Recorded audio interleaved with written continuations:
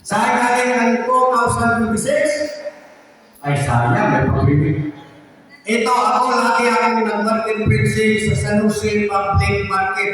Kung makulimlim, hindi makikita ko kasi bata pa yung ulo ko. Doon ako alas 2 ng hapon hanggang alas 5. Dahil maraming nagsumbong sa akin, Brad, salamat, mayroon nagsimpi dito sa Puerto. Doon, tatlong grupo doon sa palengke. May Bonagin, may Pentecostal, may Sasilupa. Magdala-dala sa isang nagsasalita, tatlo yung nagbigay ng bari-bariyan. Iko'y pakita ko sa inyo. Ito, ngayon, hindi ito katulad sa kanila. Kung sila nangingi ng pira, ako namimigyan ng pira, basta magkasakot lang. Yan ang pagkakaiba. So, wala. Dagdagan ko ng 200 para magiging 300. Ano? Ipaliwanag ko kung bakit umabot ng 2026 itong taon ngayon.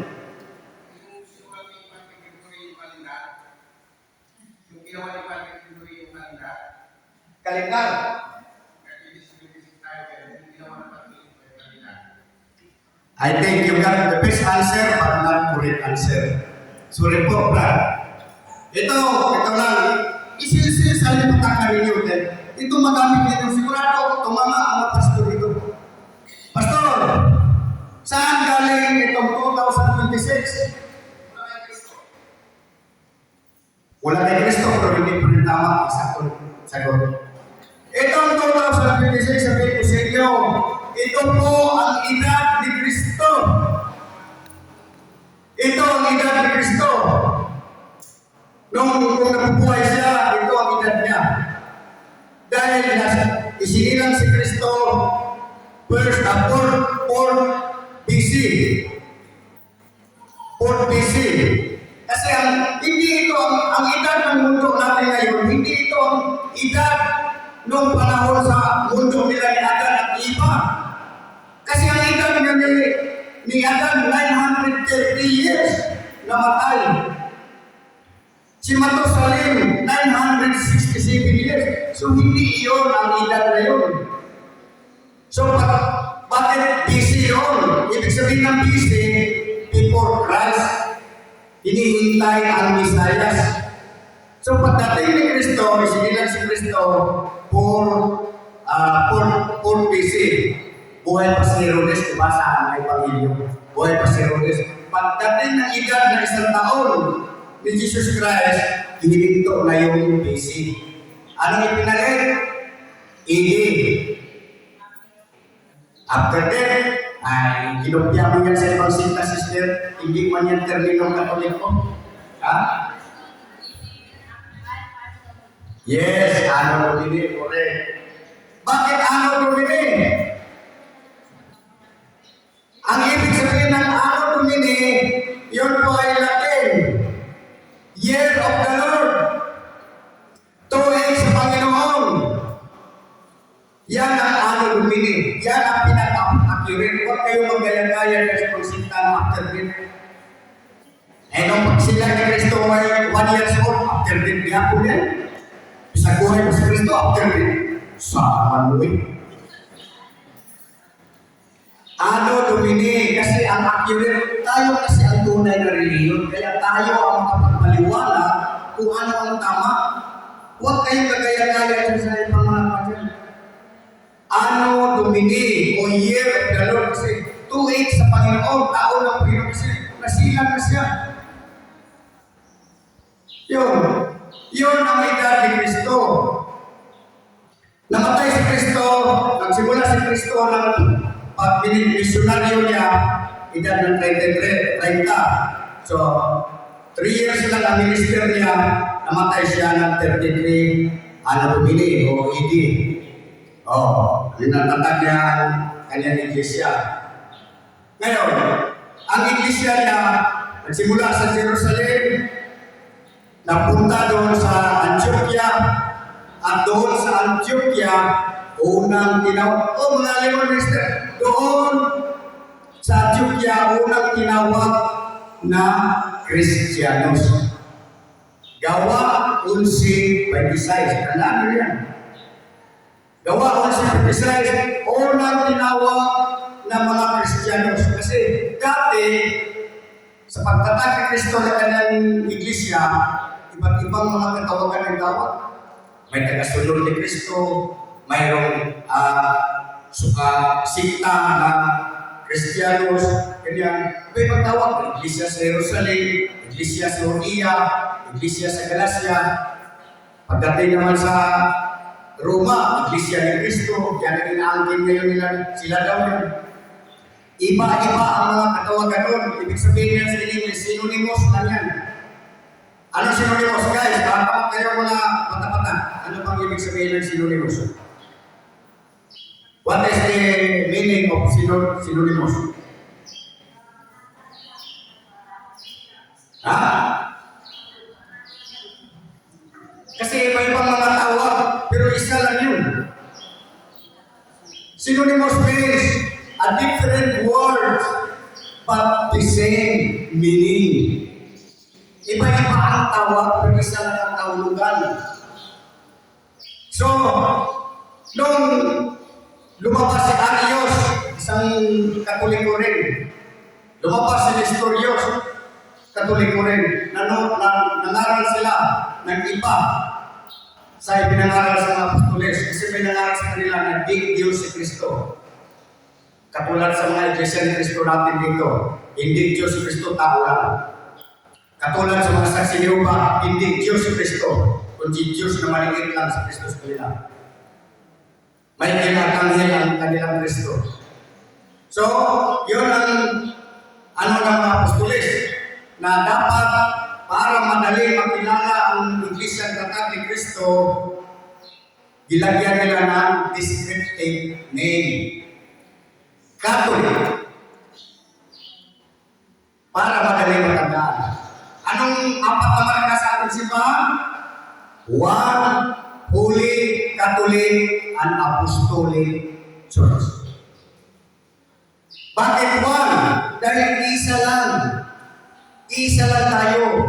Isang binyag, isang simbahan, isang pananampalataya.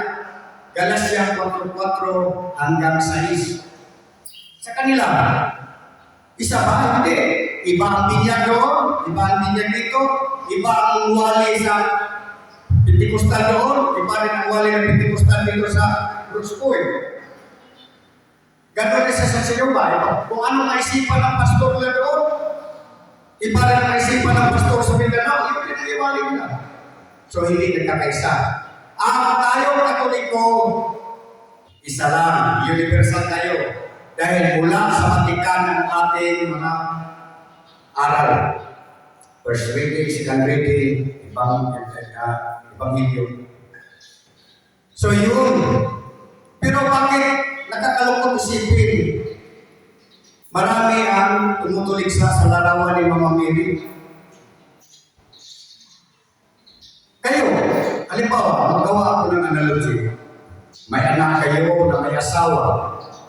Halimbawa, anak mo, sister, may anak ka na lalaki, tapos ang asawa niya, hindi ka ginagalang, pinapastos ka. Masaya ka ba?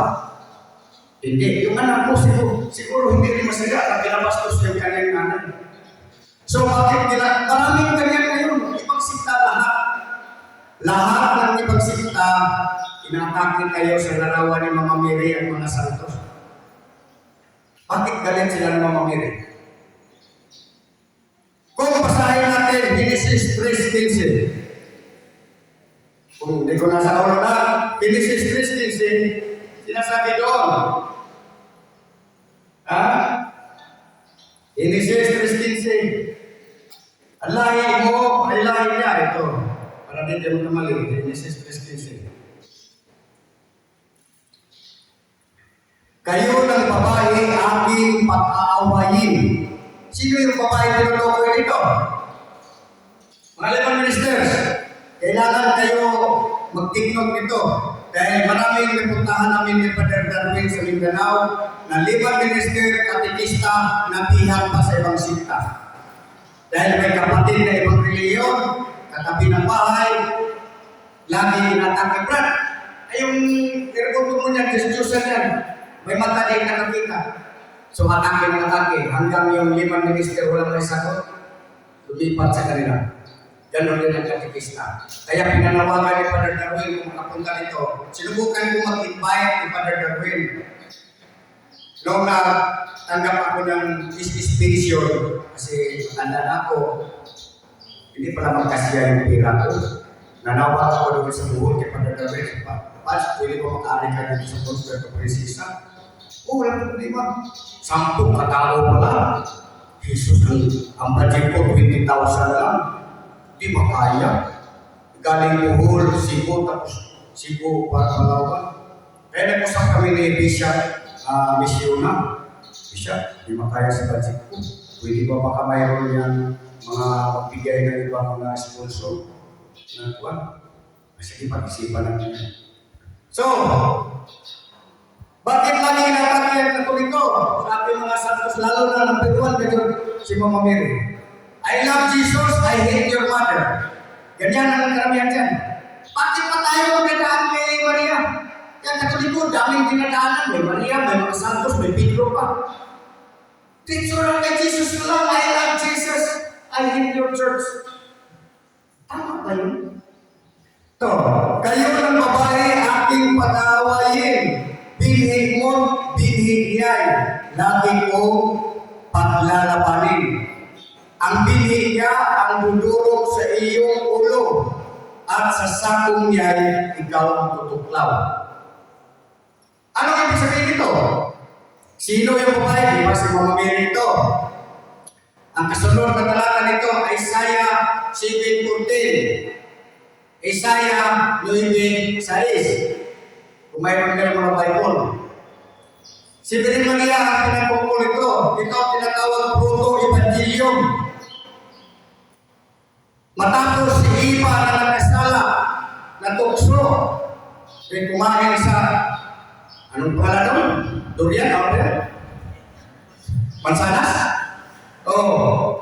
So, nagpili agad ang Diyos ng ibang babae. Sino ang sinasabing tutuklaw sa kanyang sako? Yun ay bigin. Yun ang nagtukso kay Eva doon sa halaman ng Getsemani.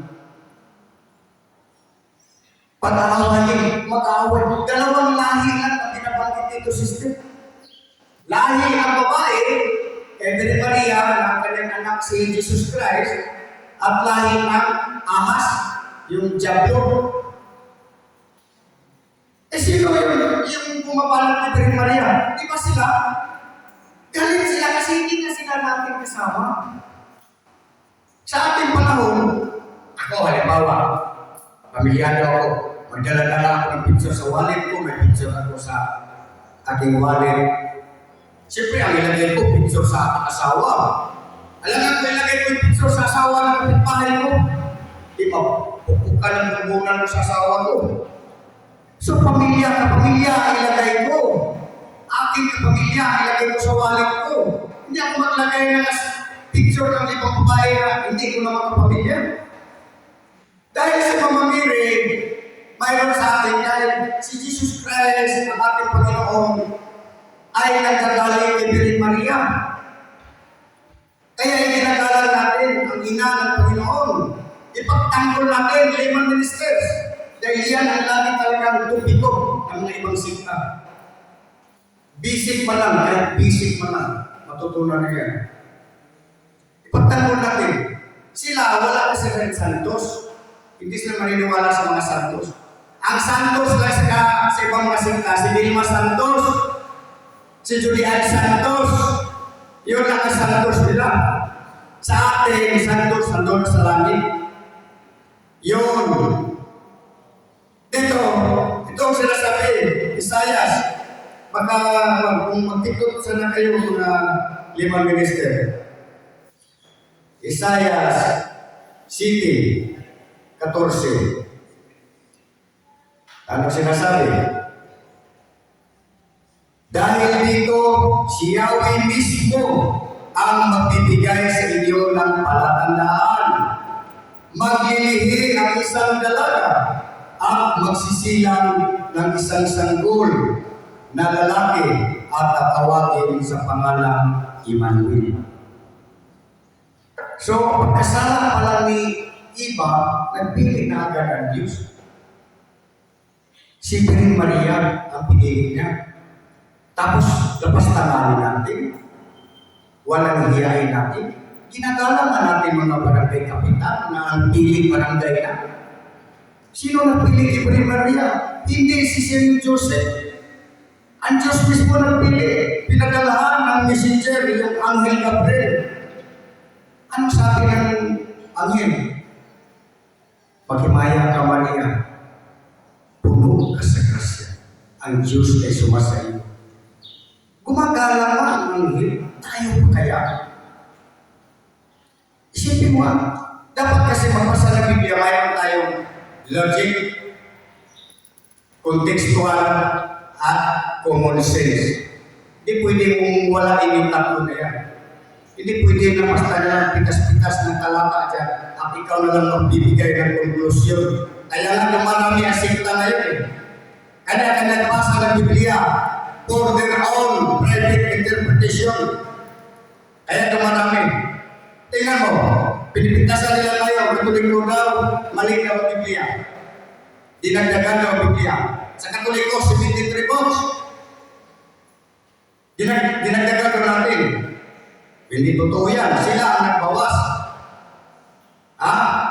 Oh, ano bang pinakaunang Bible na inilathala ng 405? Ano lumini? Latin Vulgate o Vulgata. Oh, 73 books yun.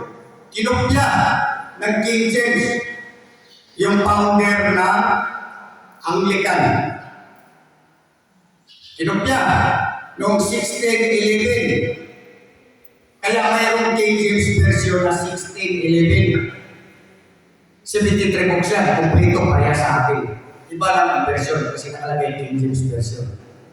Oh. Ako, itong Bible ko na naka-install sa cellphone ko, 15 piraso, ibang version yan. Para hindi sabihin bias. Kasi kung magbasa ako ng Bible ko, ay bias yan ba? Sa inyo man na yan. So gamit ako ng ibang mga translation. Kinopya nila, 1611, kumplito, 73. Noong namatay si King Henry, pumalit yung anak, si King James, yung hari sa England, na yun ang mayari ng Anglican Church. Tinanggal ang 7 na libro. Tinanggal ang Deuterocanonical books. So, nagiging 73 minus 6, nagiging 76 na lang, 66 na lang sa kanila. Kasi ang Old Testament sa original talaga 46 books. 46. Sa kanila, itanggal yung 7, 39 na lang sa kanila. Pareho tayo sa New Testament, 27 books. Sa New Testament pareho tayo. Pero tinangka pa nga ni King James na tanggalin ang aklat ng Santiago kasi labag sa kanilang doktrina na faith alone o sola scriptura, Bible alone. Kasi nandun sa aklat ng Santiago 2:14 hanggang 20, andun yung patay ang pananampalataya kung hiwalay sa gawa. Ganon din ang katawan kung wala sa hiwalay sa espiritu ay patay. So hindi pwedeng faith alone lang. Sinunod lang nila yan Martin Luther. So yun ang dahilan. Kaya dumami ang reliyon. Ngayon, ilang beses tayo magsimba. Every day we have a mass. But special day is Sunday. The day of resurrection of Jesus Christ. Yan ang pinaka-special. Ang pagkabuhay ng Panginoon Jesus. Ang misa natin sa liturhiya ay 1 hour. Maximum. 1 hour. Hindi pa nga makasimba. Kita mo yung mga Katoliko na masakito ng kalat. Maglakad, ano simba kaya ako? pagbihis kaya parang tinatawag pa na ako. Ay, nalapong balik. Ganun. Tapos, bakal maglakad. Isang first mass, hindi. Alam, may suggest na lang. Hanggang malapot na lang dito, tapos na ipag-video.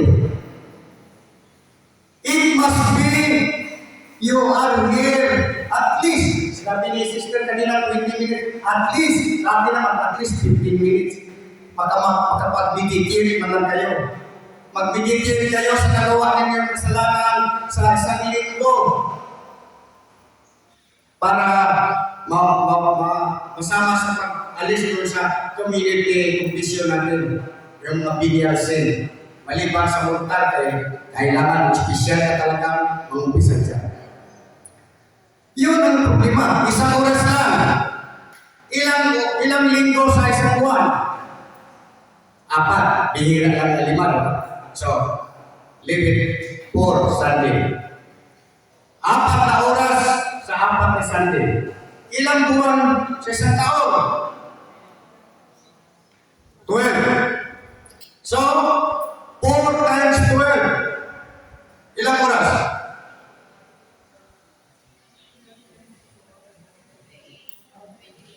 48. How many days in 1 year? 365 days. So, how many hours in 1 day? 24. 48 hours divide 2. Ilan? Ilang araw? Ilang araw? Sa 48 hours. Divide 2. Kasi 24 hours ang isang araw. So, 2 araw. Lumalabas na 2 araw ng pala tayo magsimpa sa Diyos. Sa loob ng 365 days. Ano sabi ni Jesus? Magtrabaho kayo sa loob ng 6 na araw. At ang ika-7, ilahan na sa atin. Palaanin mo sa bahay mo. Pero linakaw pa rin natin. Kapal talaga natin. Grabe talaga tayo kaswapang talaga. Pero just imagine, mindset lang. Isang oras lang ang simba sa bawat linggo. 4 na oras sa isang buwan.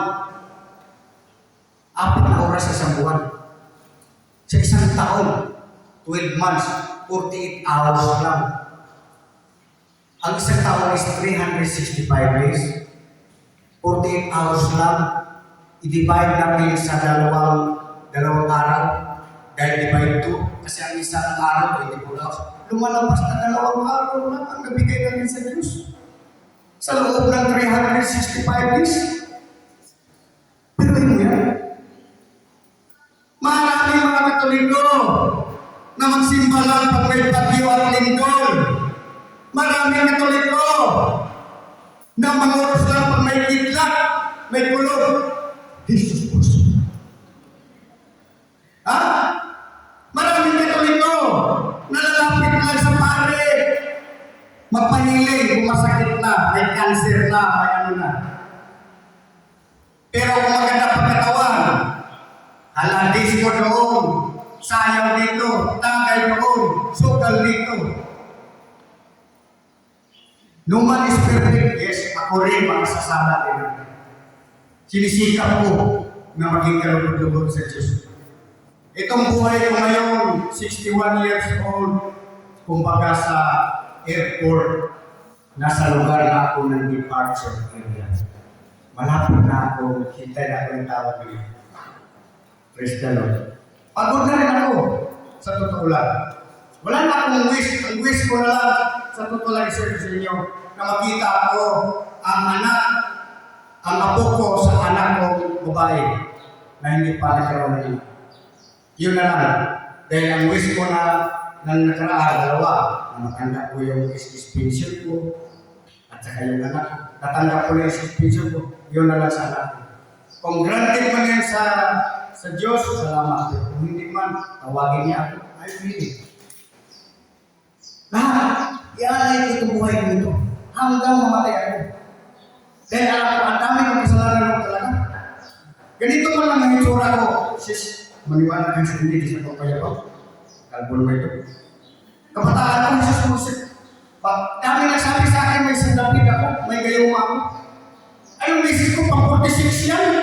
girlfriend ko. Hindi kayo maniwala, bro. Ha. Ganito lang ito, pero hindi yan. Medyo ayos-ayos pa yung mga kapoy. Yung may edad pa ng mga ibig, ayos-ayos pa, oy. Lalo na nung nagsiman ako, kung ako, basta dalan eh. Ngayon, bakos tayo dito semua. Paano halos nakakilala sa akin.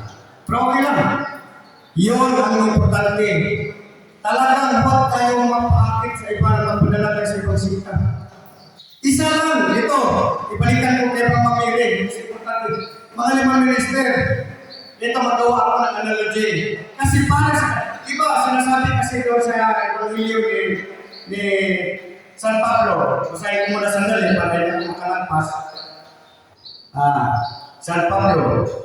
Ay, mas tusigan pa. Ito, tapusin ko na ito. San Pablo, 2 Corinto 11. 4. Ngunit nagalala akong makamalason ang inyong isipan at mailayo kayo sa tapat at dalisay na pananampalataya kay Kristo. Pananampalataya kay Kristo tulad ni Iba na nalinglang ng ahas sapagkat malungkot ninyong tinatanggap ang sinumang nangangaral ng ibang Jesus. Bakit sinasabing ibang Jesus? Dahil ang Jesus nila, ang nanay, magkasasala. Kaya pinipintasan nila sa akin, di sila maniwala na ating Virgin Maria ay Immaculate Conception. Gawa ko, gamitin yung sentino ko mo. Ito, tubig, yun ang water. Supposed to be, I assume, this is for Jesus Christ. Malinis ito, iniinom ko nga eh. Ito naman, pagpalagay natin si Mama Mary. Ito ang tubig na ito, kukuha ako ng tubig sa kanal. Kahit isang eye drop lang. Lagay ko dito. Ito tubig. Ito, lagay na ito, palagay natin si Mama Mary. Ito si Jesus. Pure, malinis. Maglagay ako ng isang eye drop. Isang patak lang, tubig sa kanal. Bigay ko sa inyo, mainom po kayo. Bakit? Dahil kontaminado na, may mikrobyo na. Ngayon, itong malinis na si Jesus Christ, dahil doon man magdadaan kaysa nagpupunan ni Virgin Maria, doon dadaan na siyang nabuhan, di ba? Normal kasi, Galatia 4:4, si Kristo kasi ipinanganak na katulad sa atin. So, dadaan sa sinapupunan ni Virgin Maria. So ito si Virgin Maria na mayroon kontaminadong dumi, tubig sa kanal. Hindi nga kayo mag-inom. Kasi bilidan mawawaan si Jesus Christ. So si Jesus Christ ay banal, walang dungis, Diyos. Hindi pwede. Hindi pwede mo ihalo ko dito sa Mary na may kasalanan. Siya sabi nila lahat ng tao nagkakasala. Yes. But in every law, there is an exemption. Mayroon tinatawag preventive of sin. Ito, nireserva sa Virgin Maria sa Genesis 3:15 pa lang. Pagkasala, pagkahulog ni Iba. Pinili ka si Virgin Maria. May nasulog na bahay, may bata doon sa gitna. Sinong unang isisave doon sa bumbiro? Yung bata. Bago masulog ang lahat. Kaya sinisave na ito, si Virgin Maria. Kaya bakit niya sabi walang kasalanan? Mary is full of grace, puno sa grasya. Ito, tubig. Puno na. Lagyan mo pa ng tubig. Mapasok pa ba yung pasok? Hindi na. Kasi puno na eh. Kaya sa gartanan ng bigas. Punuin mo ng bigas, lagyan mo ng palay. Hindi na makapasok yun.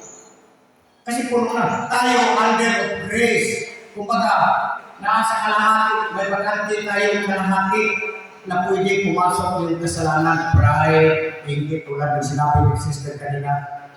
Yun. Sinabi sa na walang makakuha ng malinis mula sa marumi na lalagyan. Kung ang tasa mo marumi, assuming si Virgin Maria, lagyan mo ng prescribe. Yung malinis mong prescribe, iinom ka pa doon, marami yung tasa mo. Ganun lang ang analogy ko. Ganun si Virgin Maria.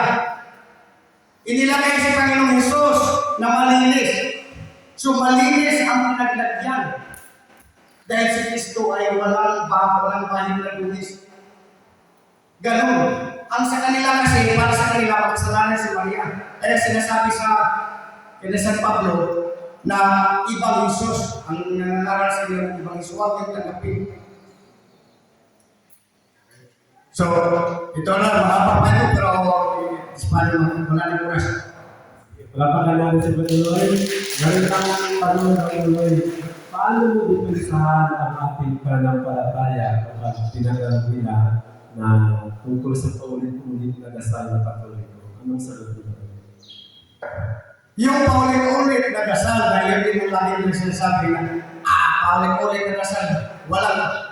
Mismo si Jesus Christ, nagdasal, paulit-ulit sa Gethsemane.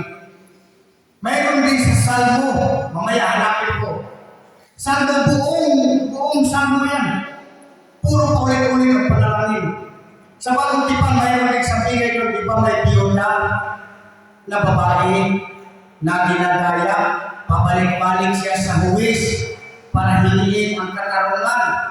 Sige, balik-balik, ang huwis hindi paniniwala ng Diyos.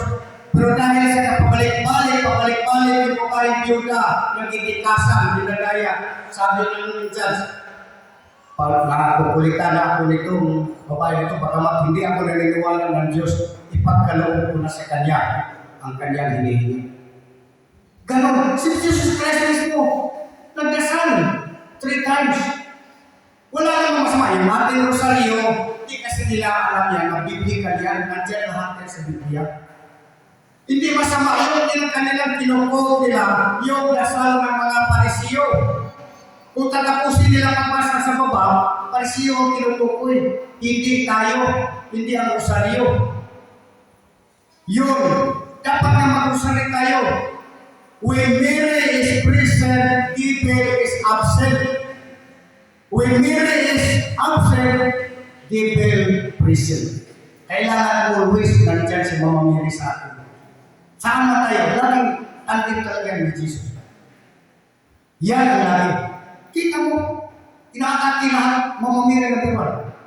Doon sa Surigao, nag-fertilize kami doon, binabasa, nakita pa sa amin, binapupok ng martilyo. Di kasuhan namin doon, di pa ilan namin ang kaso doon, lahat kami mga safety. Dahil wala sa kanila, hindi nila kapamilya. Hindi nila kapamilya. Meron pa kayong tanong? Isang tanong pa. Ay, yung rebulto. Anong pa yung sagot mo dyan? Rebulto. Lagi nila ipamukha sa ating mga Katoliko, mga limang minister. Exodo, Kapitulo 20, versikulo 3 hanggang sa 5. Papasahan nila kayo. Ito, basahin natin. Rebulto. Hindi nila alam, ang sagot nito mga kapatid, Exodo pa rin. 25, versikulo 17. Ito ha? Ito, Exodo 20. 18.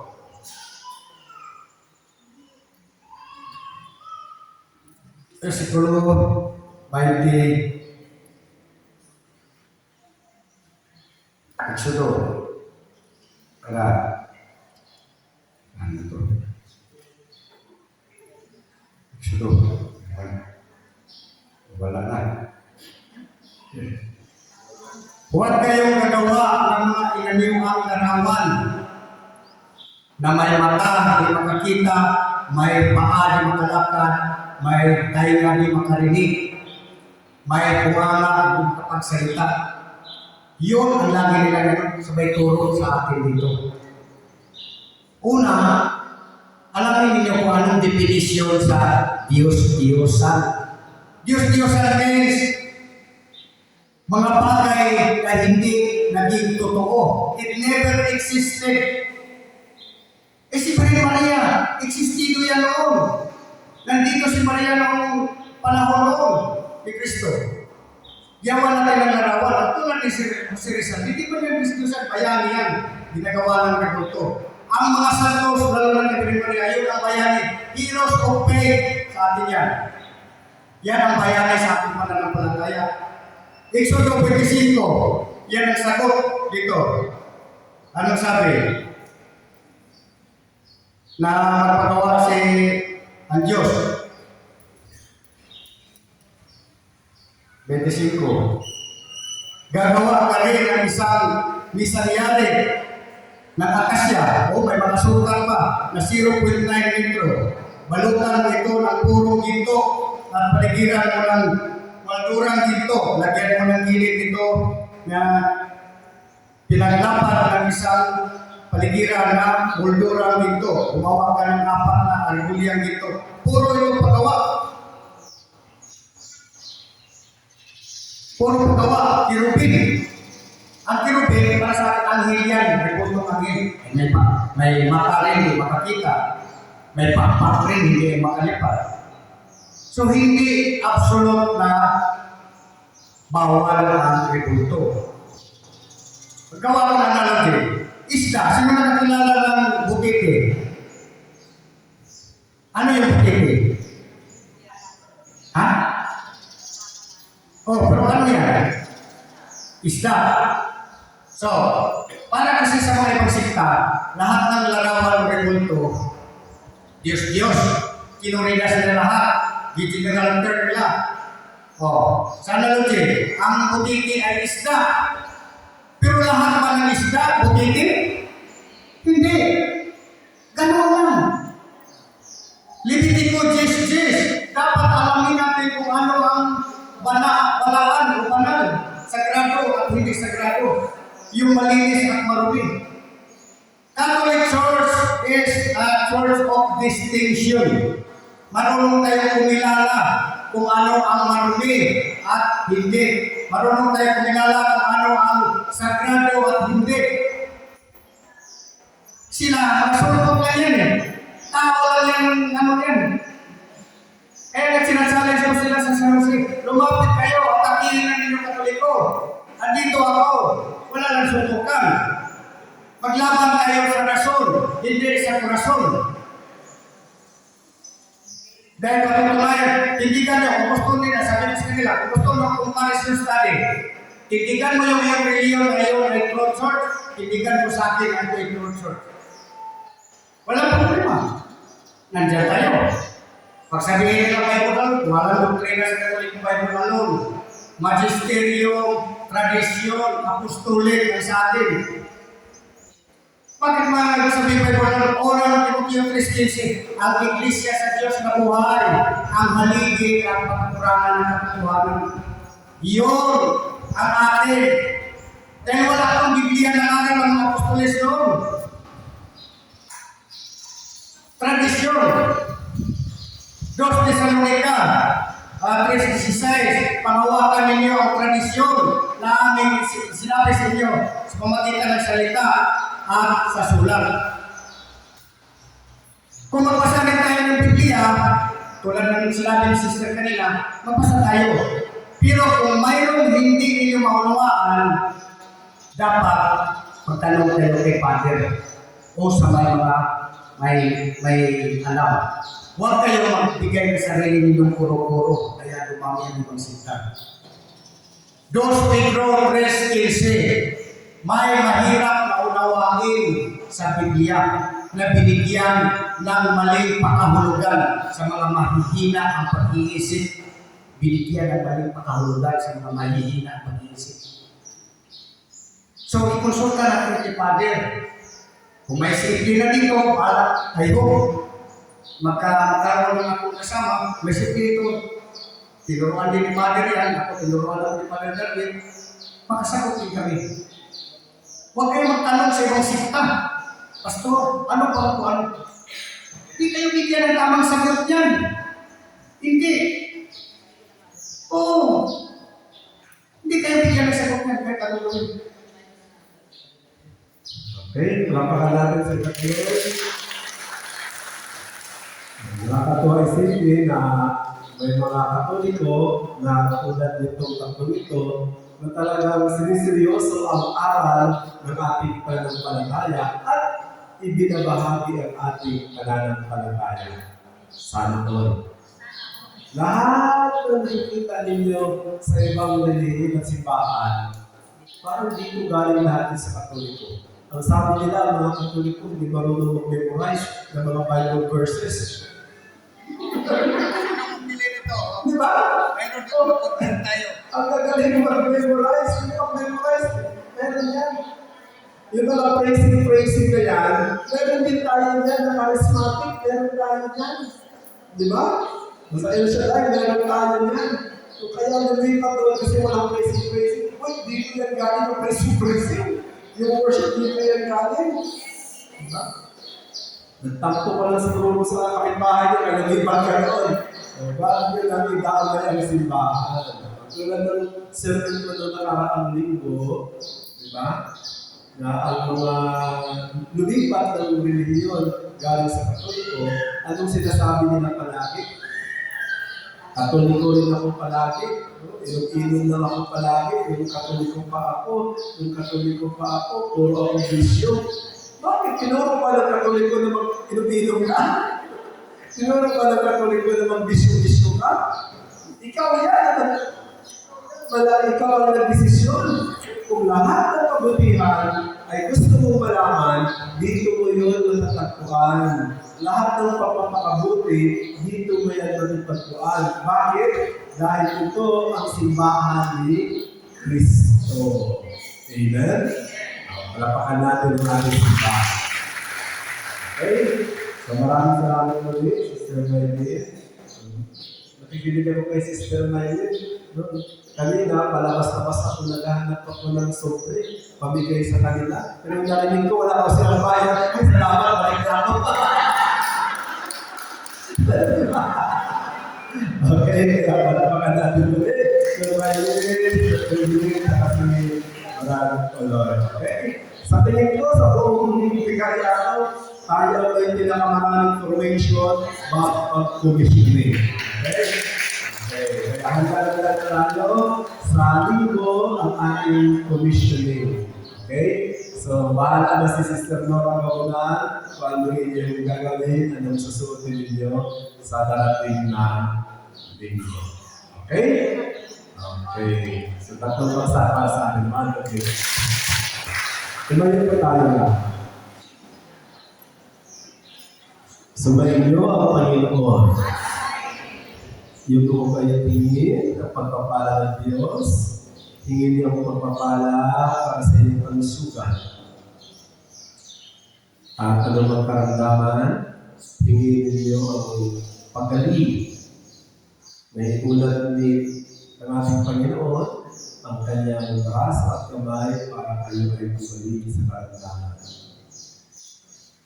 At pagpapala ng Diyos para sa inyong pamilya.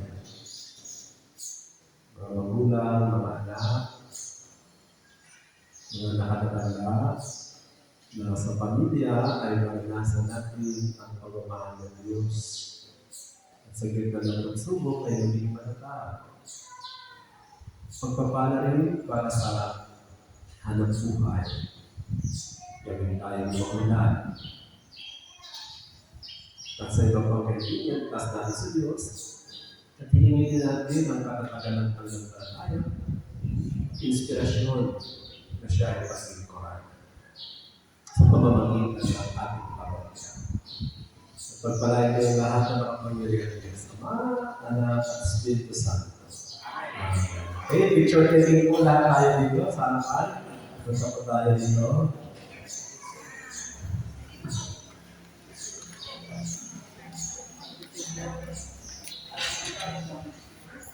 Ay kayo.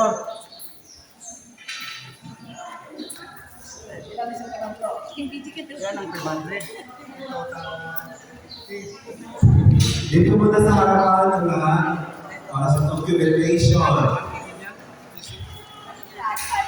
Okay. Lahat na.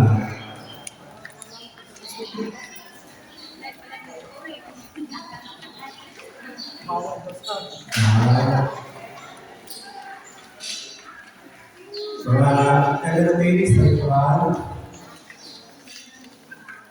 Ay, sorry. Okay, lahat na tayo dito. Wala na mag-picture sa atin. Ang dahil lahat ay dito lang. picture.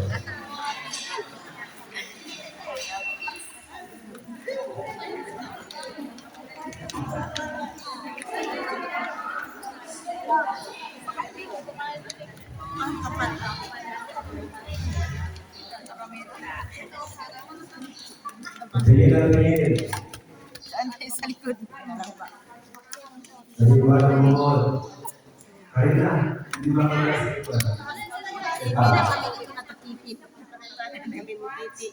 Ready? 5, 4, 3, 2, 1. Yan, yan. Study pa rin lang ng simple na simple. Okay? So, yun din. 5. Yung itim na katanggap ng 4 pieces. At ng tupad. Doon na! Halika, ikaw ang picture. Halika, picture lang kami. Picture lang kami. Guys. Kapag kaway-kaway din. Lahat na parte sa commissioning sa ito. Alas 8 ng umaga ang isa. 5, 4, 3, 2, 1.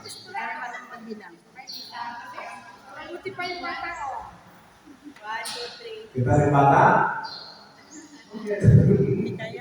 Okay, maraming salamat. Bago kayo na mabuti.